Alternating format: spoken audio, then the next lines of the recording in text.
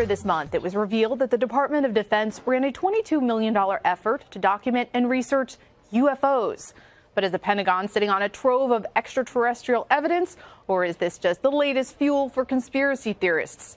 UFO researcher and historian Richard Dolan joins us to deliver some insight into the government's so-called Advanced Aerospace Threat Identification Program. Richard, thank you so much for being with us. Now, for so long, the government has denied the existence of alien life, but now it seems they could be sitting on some evidence of alien life. So what can you tell us about this now defunct Pentagon program, and does it lend any credibility to the possible existence of alien life?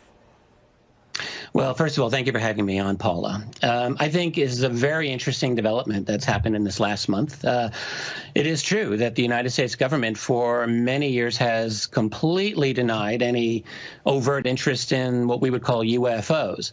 On the other hand, that's always been contradicted by a large body of declassified evidence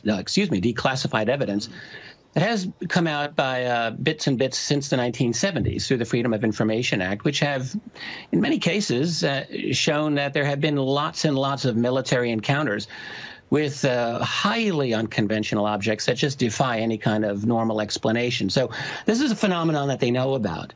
They just don't like talking about it because I don't think that they either don't have full answers and know what to tell us, or maybe they do have answers and they'd rather not tell us as well. This new program is interesting because it is an acknowledgement by the Pentagon itself, after investigation by New York Times journalists, of a program to study UFOs. And this goes right up into our own century. It was only shut down a few years ago. And they've had some very, very unusual cases that they, again, cannot explain. Just as in the 1950s and 60s, so too in the 21st century. Unusual and fascinating. Now, much of the funding went to a billionaire friend of former Senator Harry Reid, Robert Bigelow. His company, Bigelow Aerospace, claims it recovered materials from, quote, unidentified aerial phenomenon. Now, what can you tell us about Bigelow Aerospace and what it actually found?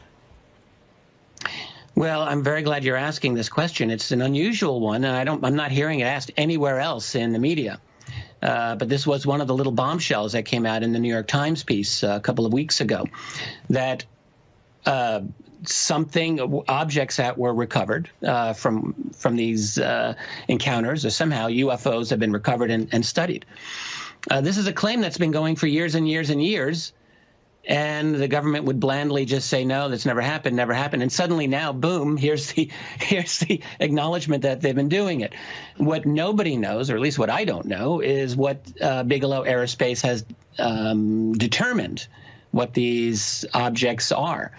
But they're a major company. Robert Bigelow has run this company for many, many years. He's been a defense contractor for a long time. He's clearly very well connected, and has personally indicated a strong interest in UFOs for a long, long time.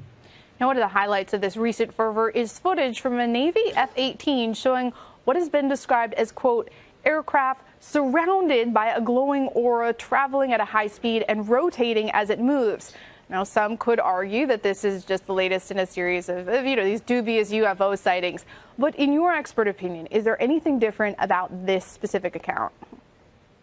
Yes, I think it's very interesting. And I mean, look, when you look at some of these UFO videos on their own without context, it's easy to be dismissive of them and say, oh, well, that doesn't prove anything. But we have to look at everything in context. And this video was released by the Navy in connection with an incredibly fascinating UFO encounter. The Navy had not a particular object for 2 weeks before they actually sent a couple of F-18A Hornets to intercept. Those are top-of-the-line fighter jets, by the way, and who were completely outclassed by this object that people are able to see on video here.